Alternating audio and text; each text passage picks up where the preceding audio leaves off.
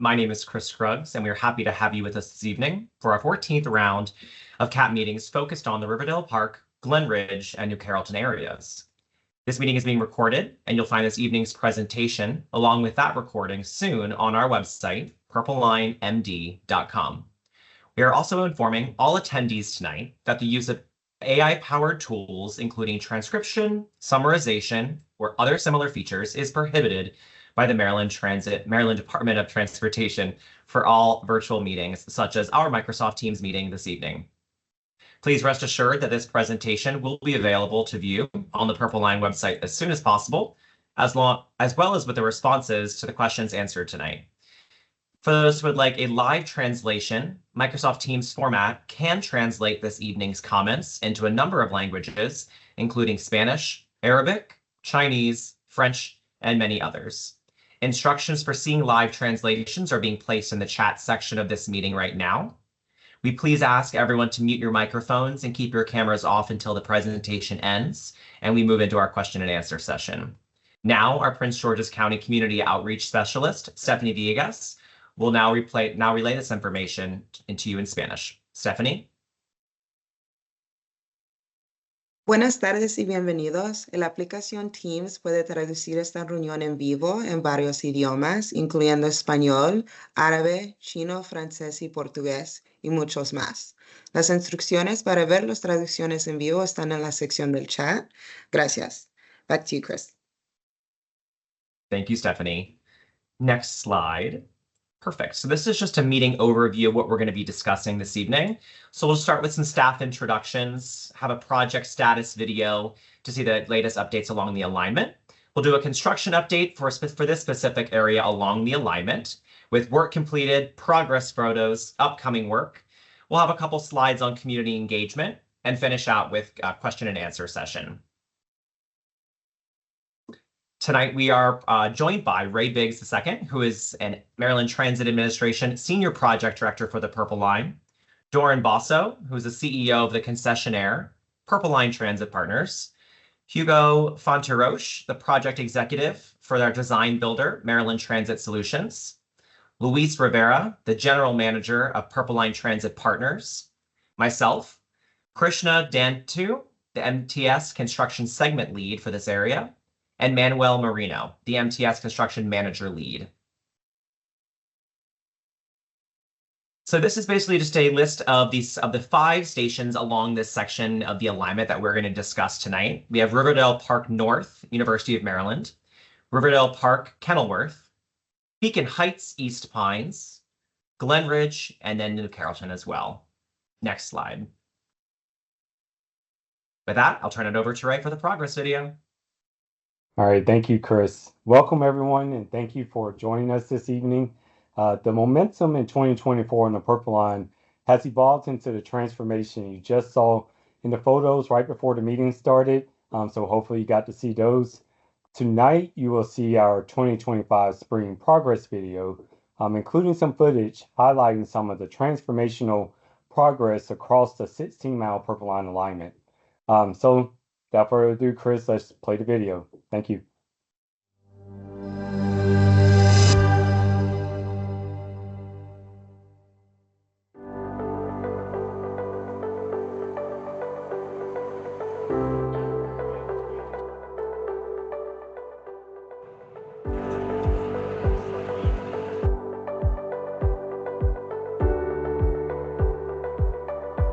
Overall, the project is more than 76% complete.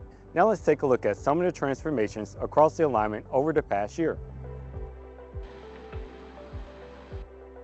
In Bethesda, we have gone from a rocky shaft to a concrete cavern, which will one day soon allow commuters easy access to the Metro's Red Line.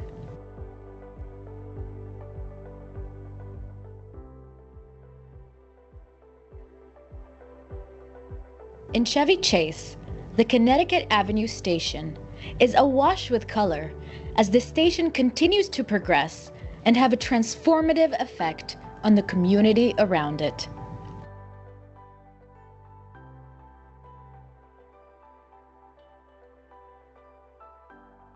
Over Rock Creek Park, there is a new Capitol Crescent Trail Bridge. This unique inverted truss bridge will be an iconic part of connecting the communities and the Rock Creek Trail system. The Littonsville Operations and Maintenance Facility and the Littonsville Station buildings can now be seen. The next transformation will be the installation of the many tracks in the yard.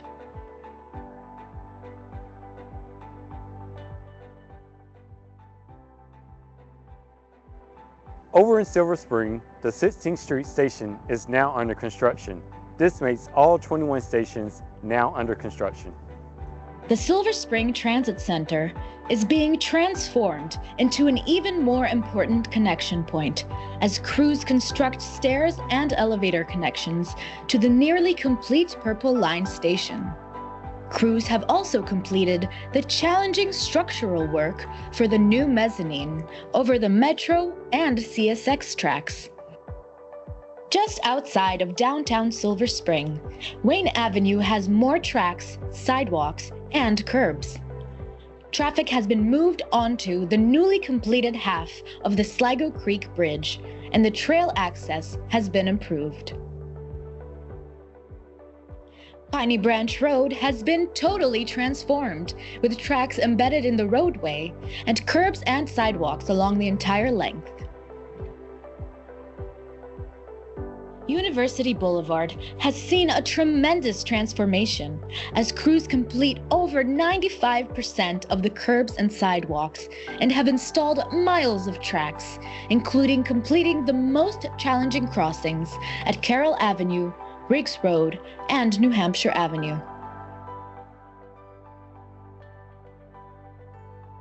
At the UMD campus, tracks are installed across Adelphi Road, and most of the campus has catenary poles installed and now prepares for system integration. Campus Drive, to the east of campus, now has the first pair of tracks installed, and drivers have been shifted to allow the final phases of restoration. Along River Road, stations, tracks, and even fencing have been installed. Kenilworth Avenue has also seen a major transformation as curbs, sidewalks, and driveways have been completed, allowing the track work to commence in the middle of the roadway. The flyover at Kenilworth Avenue and East-West Highway and the elevated station continue to impress. The access stairs and elevators are underway, and the station's clear windscreens are ready for riders. Along Riverdale Road, new street connections, ballast, and tracks can be seen making tremendous progress. Specialty crews have completed the beautiful stonework on the Baltimore-Washington Parkway bridges, and the Beacon Heights station is largely complete.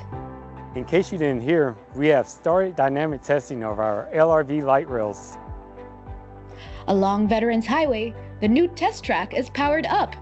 An amazing milestone, as this area has been transformed into an active train line where the new light rail vehicles can be tested, operators can be trained, and the complex operation systems can be vetted. Tracks continue all the way to New Carrollton, as the east end of the alignment builds new connections to this important transportation hub. Connecting metro stations and the communities across the alignment is one of the Purple Line's main goals. Soon you will see the state-of-the-art systems being installed across both counties, carrying the operational and communication systems for the LRV. Stay tuned for a lot more transformations coming very soon. All right, so you just saw all the transformations that are taking shape across the alignment. But here you can see the timeline graphic with some of our upcoming major milestones, including our winter 2027 revenue service availability date. Tonight, you will see and hear more detail about the testing milestone achieved earlier this spring and shown in the video. With that, I will turn it over to Krishna to walk us through the construction slides. And thanks everyone again, and I will see you at the end of the presentation. So over to you, Krishna.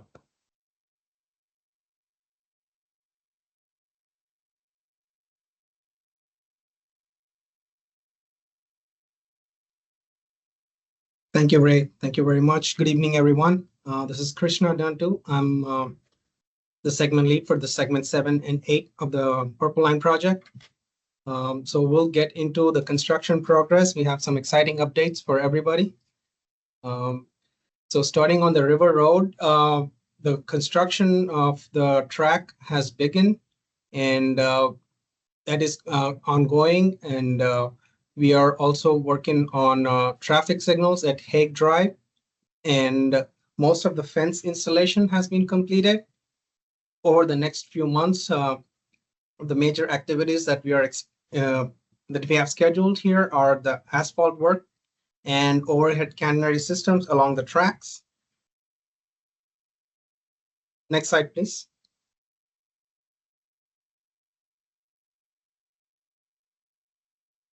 At the Riverdale Park Station, the canopies and the wind glazings have been placed. The art in transit is expected in the next few months, along with the handrails.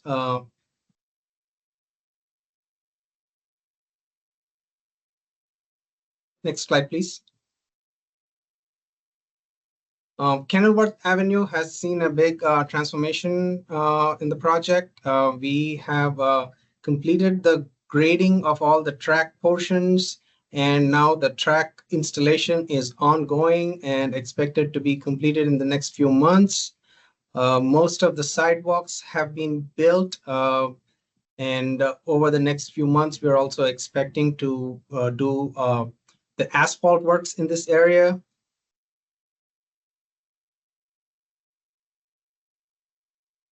Riverdale Park Station, the big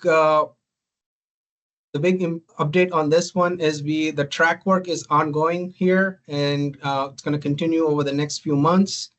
The ramps construction is completed on either side of the bridge. For the station itself, the east and west stairs are expected to be installed over the next few months. A lot of prep work is happening for them. And at the plaza level too, we are going to see a lot of work happening. Kenilworth Avenue, at the Kenilworth Avenue and East-West intersection, like we just mentioned, the girders installation and the bridge work is completed, and the track work is ongoing. Over the next few months, we will also have the remaining elements of the flyover bridge completed, and also the track work, along with some intersection work as well. Riverdale Road, here also we have big progress in track work, right from the Riverdale Bridge all the way across Mustang Drive to East Pine and further. The tracks have been installed, while though it's not fully completed, but the work has progressed quite a bit. The Mustang Drive has been reconfigured and open to public. A lot of underground utility installations has been continuing over there. And also we're expecting those in some of the underground utility installations to continue through the next quarter here. And apart from that, we have a big progress in terms of fence installation, especially towards the Riverdale Road side of the tracks. We also are going to have a lot of electrical and OCS poles and OCS work over the next few months in this area. And we're also going to continue begin the construction of the cul-de-sacs at 63rd and also at East Pine Drive. Through the fall time, we will also continue we will also be working on landscaping works in this area. Thank you. Next slide, please. Riverdale Road connections, we just touched base a little bit. So the Mustang Drive has been reconfigured and it's been shut down for a few months last year, and now it's open to public.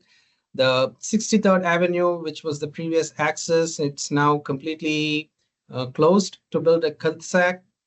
The new 64th Avenue was also opened last year and which also allowed us to close the East Pine Drive access into the community to build the tracks. And now we are scheduled to start working on the cul-de-sac in the next summer, this summer, sorry.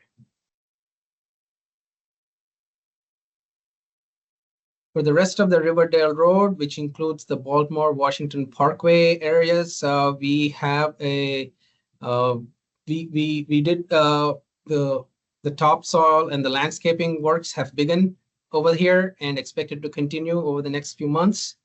The track installation for majority part is completed under the bridges, but there's still more of the overhead catenary systems and electrical work that is going to continue over here.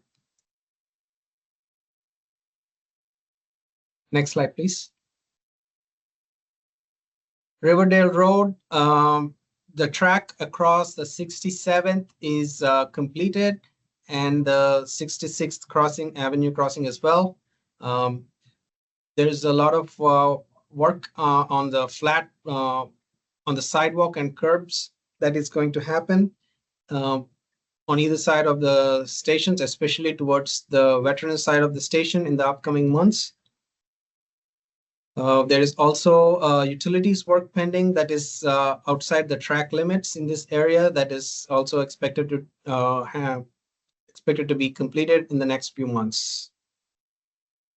Apart from this, the track items like the OCS poles and the electrical works for the track will continue over the next couple of quarters. All right, next slide, please. Beacon Heights Station, the progress here is similar to the Riverdale North Park Station, where the canopies have been installed. The work that is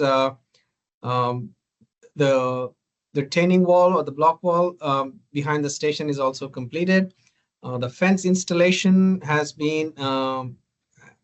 progressed quite a bit in this area, and the station railings, the sidewalk railings at the station, the platform railings, and also the OCS work is expected to be continuing over the next few months. Next slide, please. So Veterans Parkway has the most important update for us. The light rail dynamic testing has begun. The Purple Line light rail has started riding on the tracks, and this is a huge milestone for us and for everybody, all the stakeholders. This also, which also means that the track installation in this portion and the overhead catenary system is completed, which allowed us to commence the dynamic testing. The upcoming works is there's a lot of testing. There's happening on almost an everyday basis. So if somebody's riding along Veterans, you might be able to catch a glimpse of the train passing on the tracks. And there is also environmental work that is continuing over here. And over the next few months, we will be progressing the asphalt works and the curbs over here on Veterans.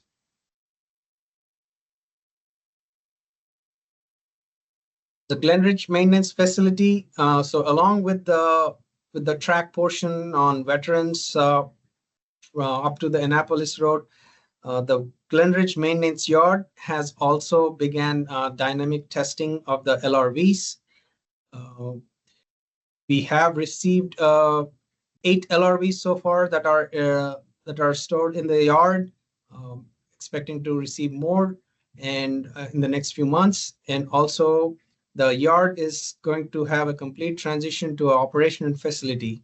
We're working with all our stakeholders to start the process, and we should we should see this progressing over the next few months, along with the testing and receiving of the trains, the LRVs. Next slide, please. Annapolis intersection, the traffic phases has been completed. We are expecting to go into the final configuration soon, which also the traffic, the overhead canary systems are also installed over here. The latest addition for the whole, probably one of the first on the project, is the installation of the crossing elements, which are the pedestrian and vehicular gates. So that has begun. Some of the items have been installed, and which will also continue through next few months to get them operational. So the next few months we'll continue to see the completion of the Annapolis intersection civil work and also the traffic signal work.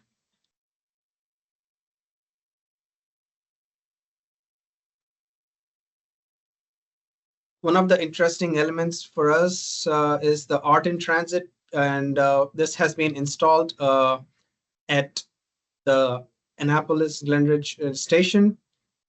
While this has a standalone piece, there is still finishing works around the art in transit monument that will look everything pretty once it's completed.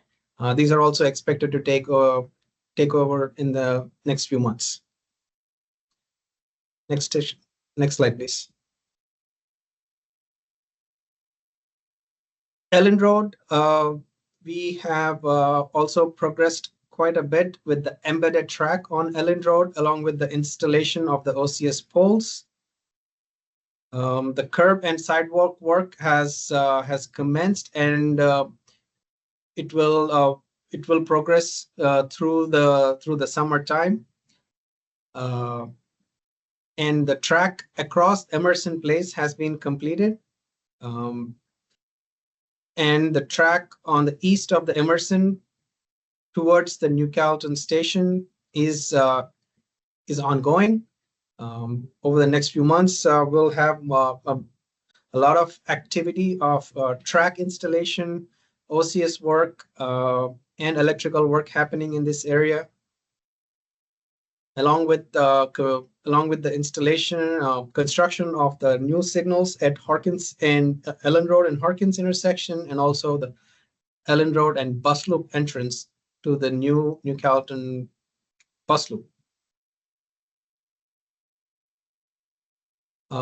Over at New Carrollton Station, the works on the new Kiss and Ride are ongoing, and also the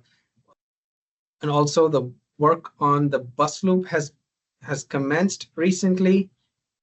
We will be continuing the installation of the track through the end of the alignment, which is almost at the end of the station here, and this will also follow, and sometimes also simultaneous concurrently.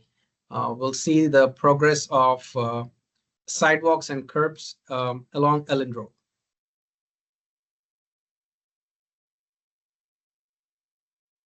Some of the other recent progress is the New Carrollton station. The platforms are built. The canopy work is ongoing, and more electrical systems have been installed. And over the next few months, we will also see the completion of the track installation, which has already commenced as we speak. And also the OCS and the station systems will be installed in this area.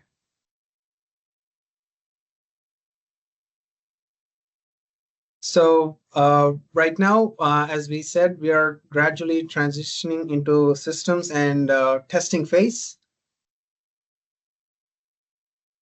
which has already began, and Veterans Parkway. And slowly it will transition over into the area from Annapolis and veterans all the way through New Carrollton Station. Thanks, Krishna. Great to see those updates. And, now that you're focused on track and stations and overhead catenary, let's not forget all the miles of new utilities, storm sewers, and sidewalks along Kenilworth, Riverdale, and other roads. And I hope people have also noticed some of the fresh pavement on Veterans Parkway and elsewhere as we can complete the utilities and the road work and reconstruction and pave these roads. So thanks to you and the team for all the hard work. You've really transformed this area. And I'll talk a little bit more about our big milestone, as you saw in the previous video and Ray alluded to, testing of the LRVs. It's been great to get these light rail vehicles moving over the last couple of days and months. So let's see a video that can tell the story better than I can.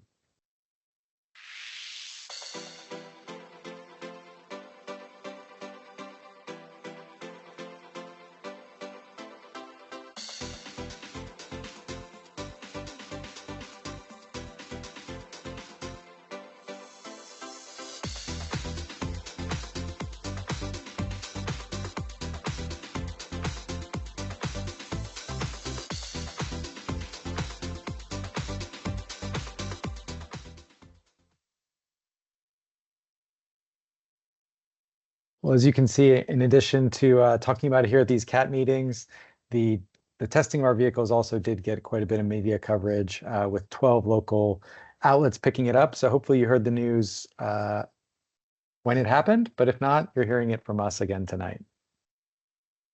On to the next slide, please. So we've talked about it a couple times, and it's right in the area that we are here with this community. The test track is located on Veterans Highway next to our OMF facility between Riverdale and Annapolis. And that's where we're testing these trains and doing all the safety checks and fine-tuning the systems as we get ready to continue testing over the next few years. So we discussed a lot of detail in the last CAT meeting 6 months ago about testing, but we just want to keep reiterating and providing updates that safety is our top priority. So currently, we're not crossing any roads or sidewalks or public access areas. We described that we're in that 1 mile test track, but we do just want to remind everyone to not go near the moving trains, and that those overhead catenary system wires you see are now live and carry quite a bit of electricity. So we have all the appropriate signage in place, and there should not be public access to this area, but we just want to make sure we're educating the public on LRV safety at every step of the way. For example, before the start of testing, we visited several of the elementary schools and middle schools in this area. That's Beacon Heights Elementary School, Woodridge Elementary School, Glenridge Elementary, also Ellen Okoa Middle School. We also visited nearby residents, leaving almost 400 door hangers with just some safety tips. So some of you on the call tonight may have even been recipients of those. And we will continue as we eventually expand testing across Annapolis Road and eventually to New Carrollton over the next several months. We'll be communicating with the community and make sure that everyone's aware of our progress and that we do it all safely.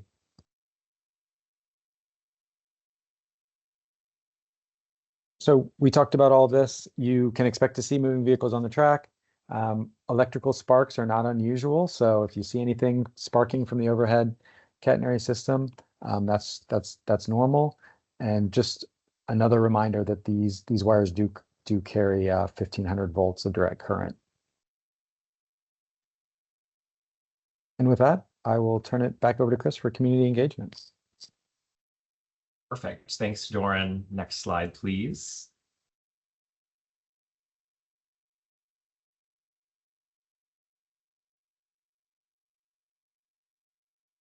Let me jump to the next slide. Thank you so much. So this is just a community engagement overview slide with a couple of recent pictures from some recent outreach events that the outreach team and business engagement teams have participated in. The picture at the top is from last weekend, actually, at the Maryland Day event. We have a Sweep the Creek event picture, and then a picture from a career day, excuse me, at a local Montessori school.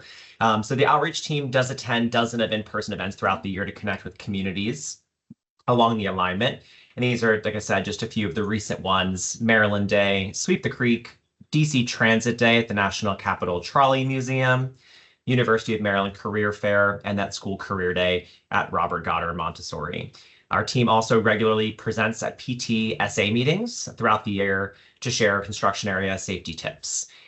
If you are ever curious about any events that we are at, you can always visit purplelinemd.com to view our full events calendar. Next slide, please. This is a public safety campaign kind of discussion that we've been engaging in with the community the past couple months. It's specifically for interactions with embedded track.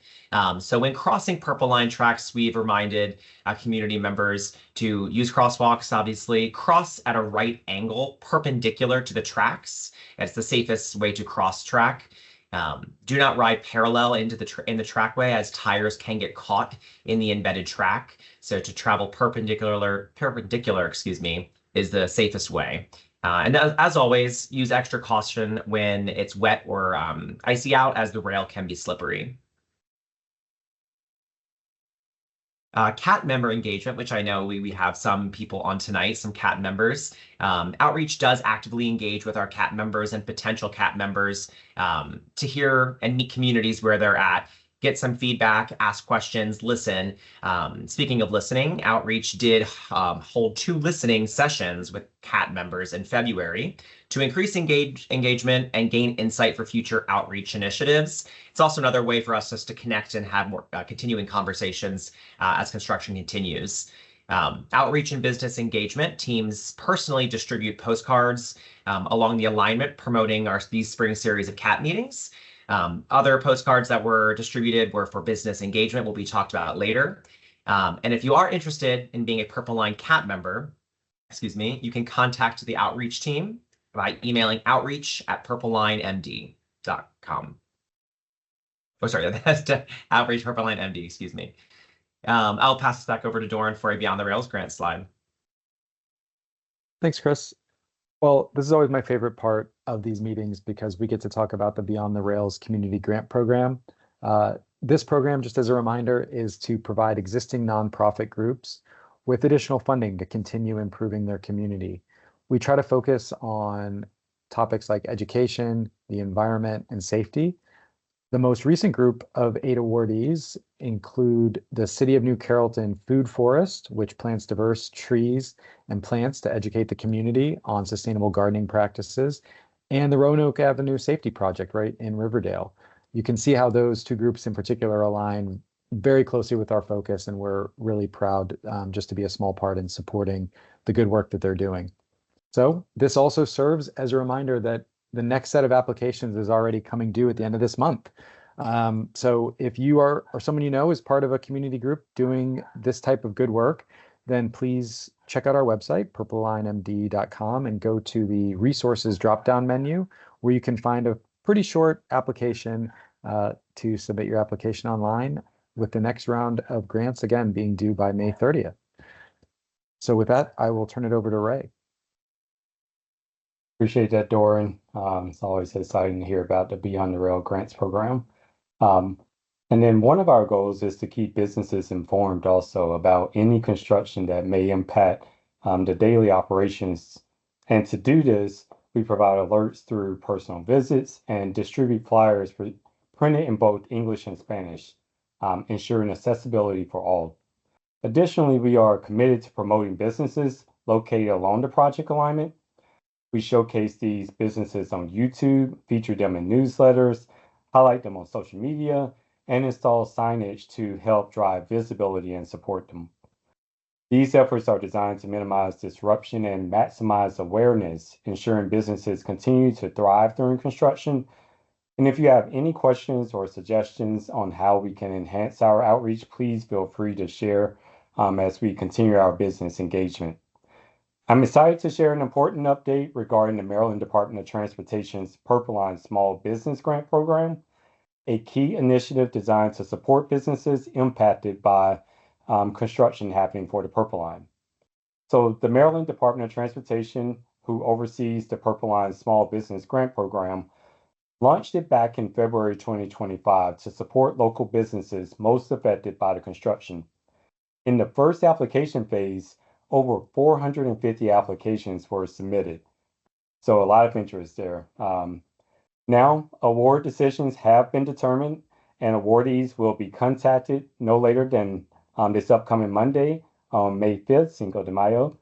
And then for program details, eligibility requirements, and access to the grant application in multiple languages, we invite you to visit our website at purplelinemd.com. And then also to give a reminder too of the grant program reopens on June 2nd, and online applications will be due by June 27, 2025. So hopefully that's some good news there. And I'll pass it back to Chris as we start to move into the questions and answers. Perfect. Thank you so much, Ray. As Ray mentioned, we are now going to be starting the question and answer portion of tonight's CAP meeting. We did not have any pre-submitted questions, so you have two options to ask your questions tonight. You can raise your hands using the feature in Microsoft Teams, and we can call on people one by one to ask your question live. You are also able to put your question in the chat feature of Microsoft Teams, and we can answer those questions for you. So I do see a couple hands that went up. I'm going to jump to the first one first. Jeff Shomich, I apologize, I've mispronounced your name. Jeff, we'll take your question first. No, that was pretty close. I've got two quick things. You had said that testing was going to be going across 450. It was going to be beginning soon. Can you give us a little better estimate of, is that like this quarter, next quarter, the fall, anything like that? Ray, do you want to take this one, or do you want to have Doran? I see Doran jumped up, so let's have Doran jump into since he's already up. Sure. Yeah, sure. We're still refining some of our plans. It could be towards the end of this quarter, but so I think summer may be definitely realistic, but we will be out weeks in advance letting people know. So construction, changes, the plan changes every day, and we do our best to plan, but we don't always get to follow the plan exactly how we'd like. So if things go really smoothly, we should be crossing early summer. And we'll be in constant communication with all the ways that we can in advance. Okay, we'd appreciate hearing about that, as you say, in advance. I'm with the town of Landover Hills, so I'm sure you'll be sending us information on that. The second question I had is, when is the intersection that basically goes into the back of the Glenridge Shopping Center going to be opened and those lights put in on 410? Krishna or Manuel, do you want to take that one? Okay. So is this intersection the 66th Avenue? Is that what we're talking about? No, we're talking about right at the just beyond your maintenance facility. You put in a bridge.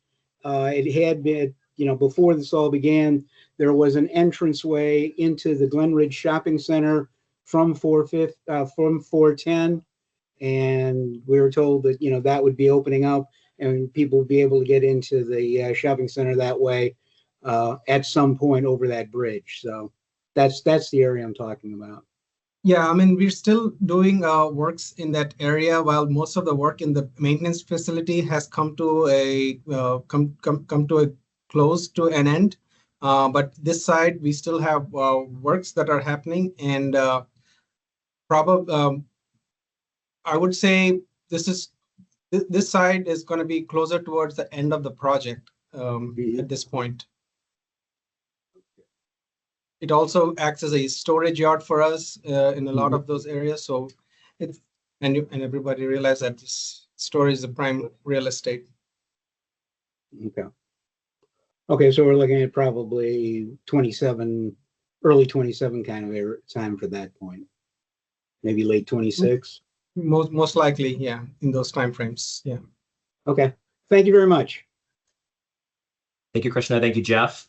I'll take a couple more from the raising hands, and then we'll jump to the chat for a second. So Daisy, you have your hand raised next. We'll let Daisy ask your question. Hi, how are you? I was wondering, how are how are you guys planning to improve the traffic right where the Glenridge Center is, right on Annapolis Road?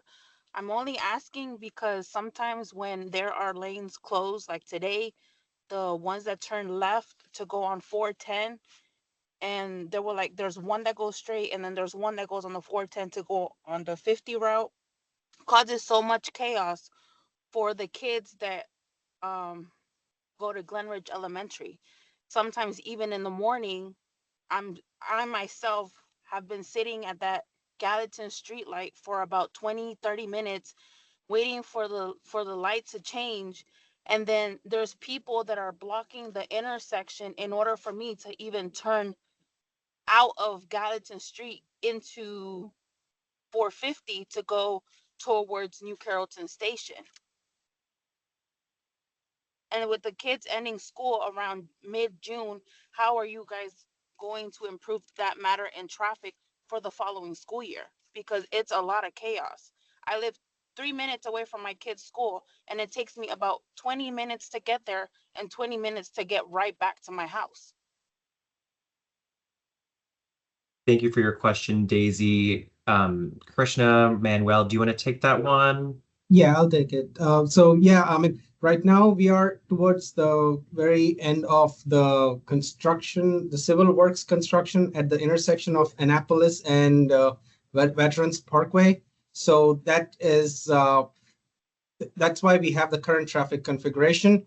Over the next couple of months or so, we're expecting to go into the final phase where most, apart from the testing of the trains, the only other work might be in asphalt work that are pending in that area. So I think we might have the current configuration for another couple of months, I would say. Thank you, Krishna. Daisy, do you have another question, or is that was your only question for tonight? I had another question, but I completely forgot it. If I remember, I'll write it on the chat. Perfect. Thank you so much. Speaking of the chat, we're going to jump over there quickly. We have a question here from Jason. It says, the new trail map link provided indicates the addition of new bike lanes along Veterans Parkway between Riverdale Road and Ellen Road along Kenilworth Avenue between River Road and Riverdale Road. Can you please provide an estimated timeline for the completion of these sections? That's the question number one. So Krishna, Manuel, do you want to jump on that one first, then we can do the second one? Yeah, sure. So this section, so the bike movements and everything, we're going to be close to getting to the testing phases in these areas over the next few months. So this is also contingent on all the grade crossings and everything that are being tested and good to go. So while we might see the traffic itself might go into a permanent configuration, but for all the final elements of the bike lanes and everything to go into effect, it could be it's not probably it's probably in the next year.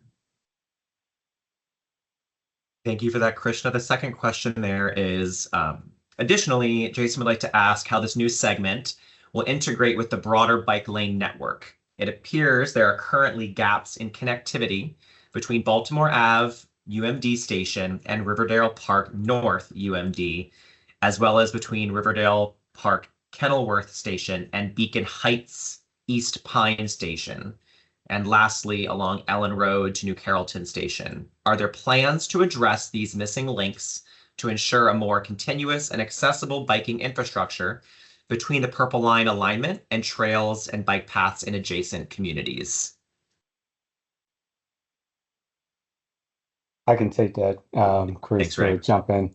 We're working closely with Prince George's County. Don't know if Vic is on, if he wants to jump in to talk about how we're working together and how they are working on things regarding the bike paths and all of that within the county in the area to make those connections and all of that. So there are talks going on to work on those different projects.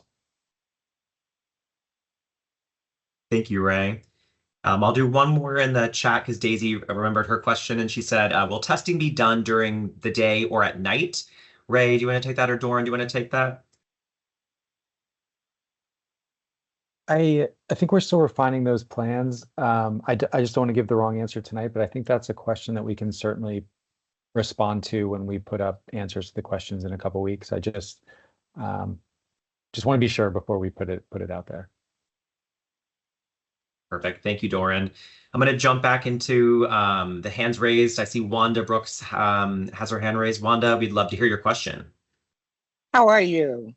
I am fantastic. It's so nice to hear from you. Yes, it's been a minute. My question is, you know, the big gray boxes right there at the intersection of Annapolis Road and Veterans Parkway? I'm sure there are utilities in there of some kind, but they're big, giant gray boxes. Is there a plan to maybe put artwork on those boxes or something to that effect so that they're not such a sore thumb? This might be the WEC cabinets. I could be incorrect, but I'm going to pass that to Krishna and Manuel. No, we shouldn't answer that, Chris. That needs to go to, if those are part of a utilities infrastructure, it would have to be coordinated through the utility. Noted. Yeah, I think we're just trying to identify what they are first. Okay. We will get into that, Wanda. We will get back with you to get more clarification on what those are, and then next steps to the latter part of your question. Thank you, Wanda. Thank you. Absolutely. Do you have another question, Wanda? No, that was it. Perfect. Thank you so much.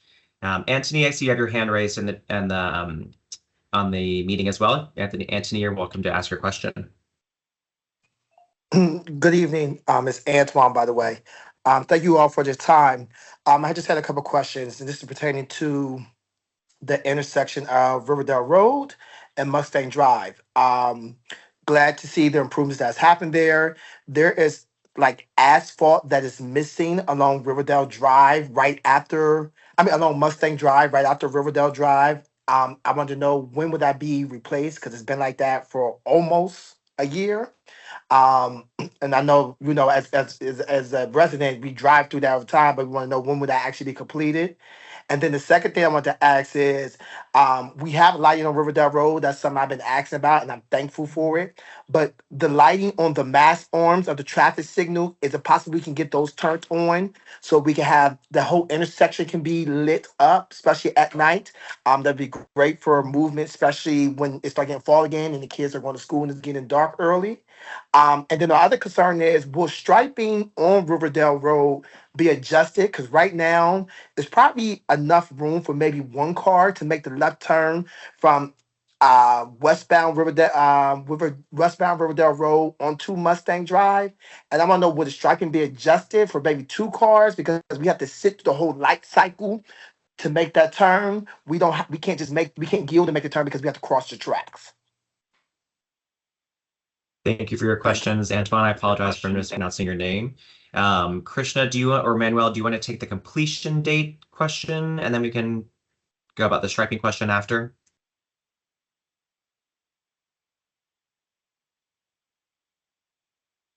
Let me jump in before they jump in on the completion date. I'll answer probably the last two with the striping and the lighting piece. So we'll work with SHA to look at the lighting piece about that you mentioned on the arms at nighttime to see when those can get turned on.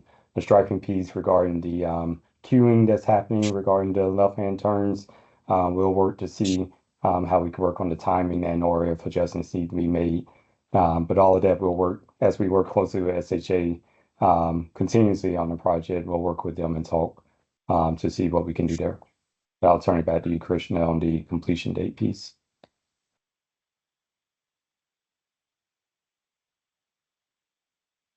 There was a lot of questions, so I think just to repeat, I think it was pavement on Mustang Drive. Correct. So the pavement on Mustang Drive has been completed. So I'm trying to understand exactly what location is the pavement section that is missing. So I'm not So 100% the sure. the final layer of pavement is not there. There's a drop in the pavement, and then it goes back up. The final layer of pavement is not there on Mustang Drive. Oh, I got you. Yes. So the final surface is expected to be done in the next quarter or two over here.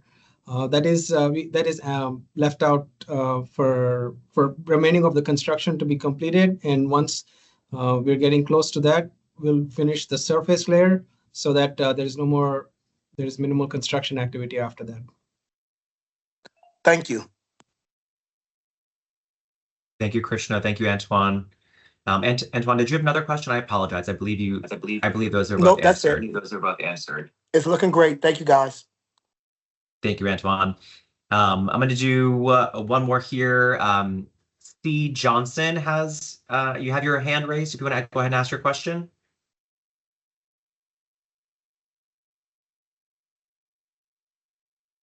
Hello? Yep, we can hear you. Okay. Yep, we can. I have a couple of questions. Can you give a ballpark time as to when 66th Avenue and 69th Avenue will be open again along Riverdale Road? Krishna or Because Manuel, right now, in order to get into that side of the neighborhood, you can only go up 67th. So for 66th, that is the only access for the whole train in that area to get construction activity into that. So along with that being a storage area, so that is not expected to be open probably in the next 1 year or so. But as far as 69th is concerned, I'm trying to understand where exactly is 69th, because 67th place and 68th, like it's cut off. I don't know if that's just going to be it's like right after the apartment buildings there. Yes, so that one is going to be is cut off permanently, and there's going to be a cul-de-sac built over the residential side of that street. Oh, okay.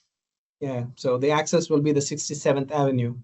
So eventually when 66th Avenue is open, will there be a light there? Because there was a time when there was only a stop sign there open, and we had to make left or right turns to go into Riverdale Road, and it was very, very difficult to get through. I can only imagine how difficult it may get through in the future with only just having a stop sign there. Will there be a stoplight installed there at the exit of 66th Avenue eventually? Currently, there is no plans for a stoplight in that area. Oh dear. Okay. My last question is on 67th Avenue, the lights are out at night, and it's a little difficult to navigate that windy road of 67th Avenue at night. All the lights are out. All right, I'll take that one. And I see we have Vic Weisberg. Do you know if there's something that the county can do there to help with the lights on 67th?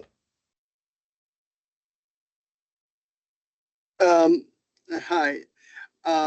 Those are state intersections, so it would really have to be SHA that would need to address that. And I would strongly emphasize the need for access from Riverdale Road 410 into that community. There should be at least a signalized access point at all times for that community. Oh, no, So not the cul-de-sac stoplights, the not street at the lights. intersection. The Vic, street with- lights, with the Mhm. street lights, but that's all SHA right of way. So those are really issues that need to be addressed by the state and should be addressed. And similarly with the the bicycle access that was mentioned earlier. Those are elements that we really need assistance from the project itself and from the state to address. Thanks. If I can clarify, Vic, and correct me if I'm wrong, on the question that was asked, but you're talking about within the local community when you go Right. So into like the in neighborhood. between, I'm sorry. like Yes, in between not like Riverdale Road and like I guess like the next street over is Patterson, I think it is. That whole strip, all of those street lights are out.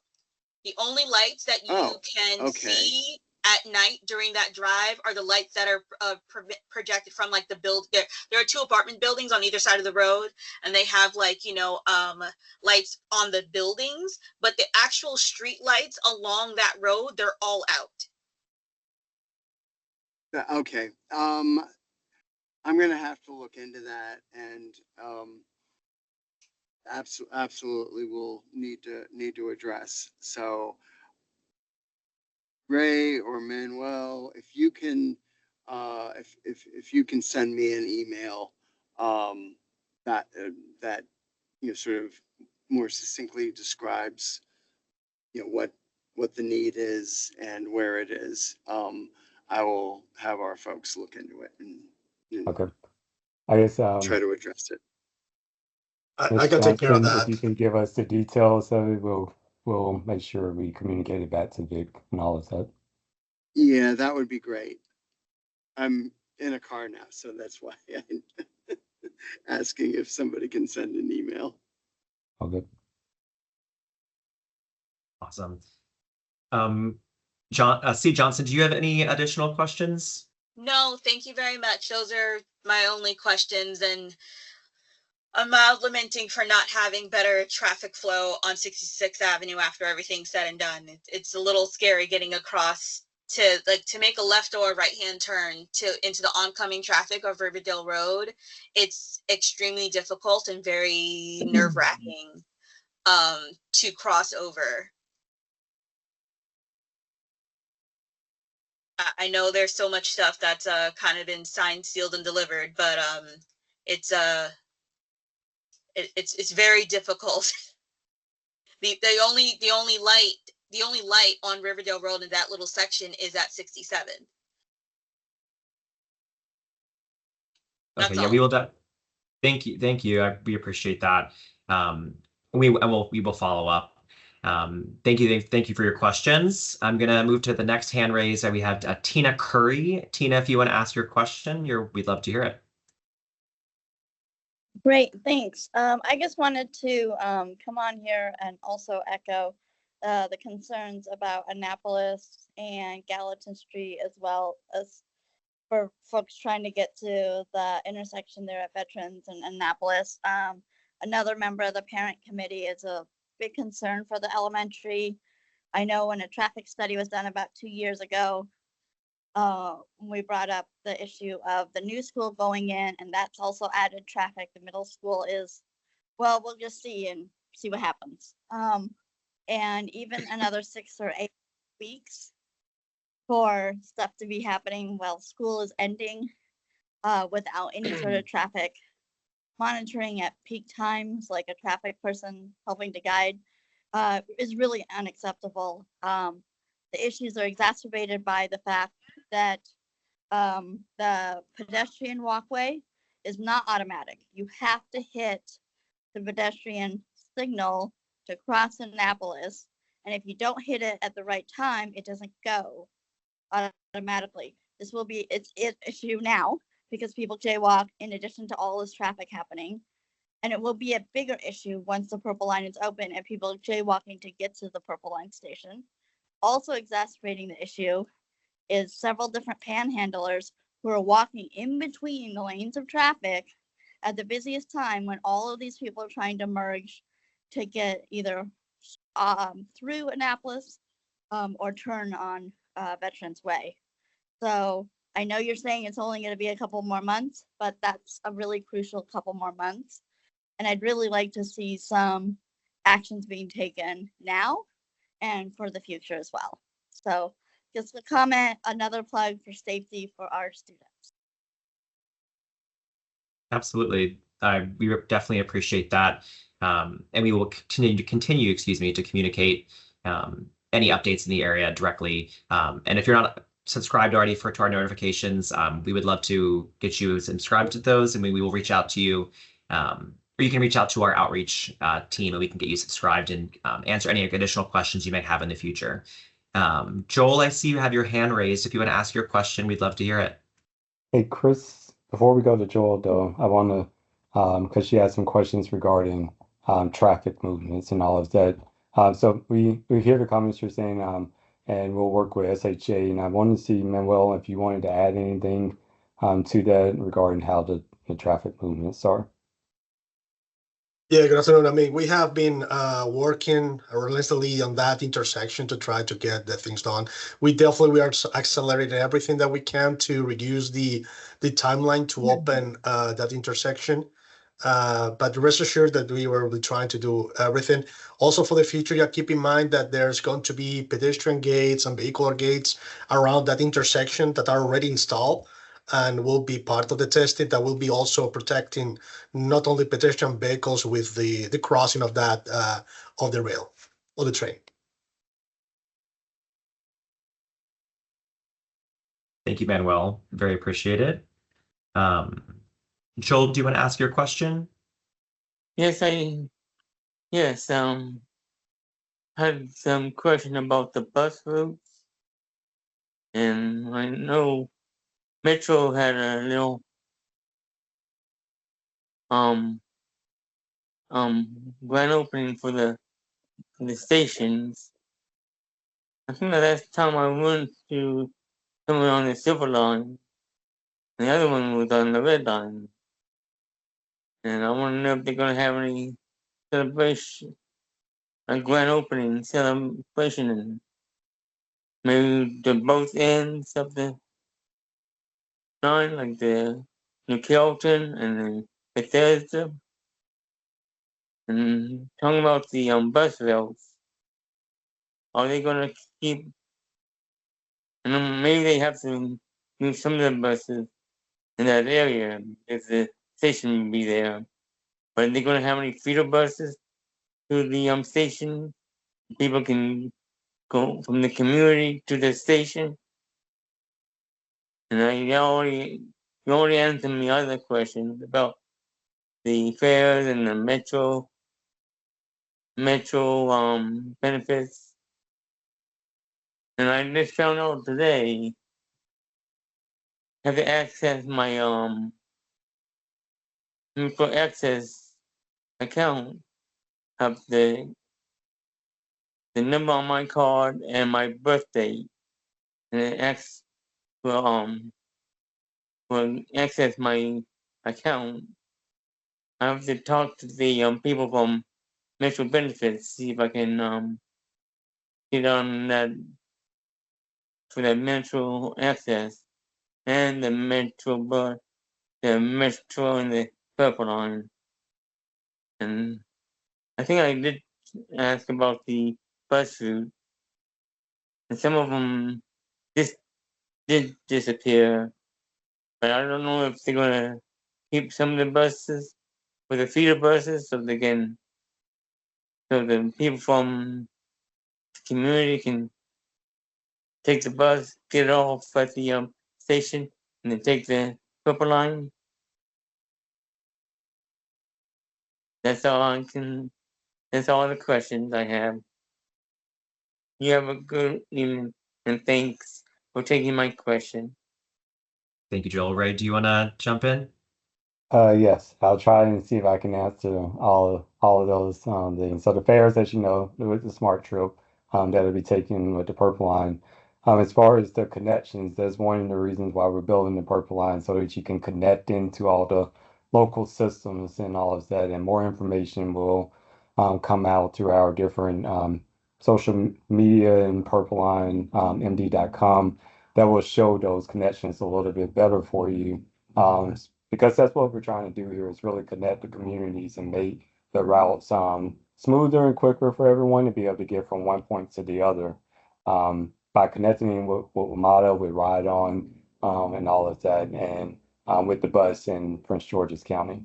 And as far as the bus loop that is being constructed, that one is temporary right now. I'll have Manuel jump in to talk about the final conditions and how long the temporary will be there, if we have that time frame and all of that, but to give some more information about that, because that is a critical connection piece that will connect in with the new Carrollton Purple Line stop. So Manuel. Thank you, Ray. Thank you, Joel, for the question. We are currently working around that area. The testing and commissioning and the installation of the track is taking a little bit of precedence on that, but we are expecting to jump into the construction of the permanent bus loop this summer, and our goal is to have that towards the end of the year and early for the following year. Then we'll have to coordinate and properly for the final handover to WMATA to make sure everything is aligned. So I will say safely that that probably it's going to be more towards 2026 when that permanent bus loop. I cannot say when it's going to enter in operation. That will be probably a question for WMATA, but from the civil point of view, I will say 2026. Appreciate that, Manuel. Back to you, Chris. Hopefully I got all your answers there for you, Joel. Thank you, Ray. Thank you, Manuel. Thank you, Joel. Wanda, you have your hand raised. Did you have another question you wanted to ask tonight, or is that from before? I apologize if I did not see it.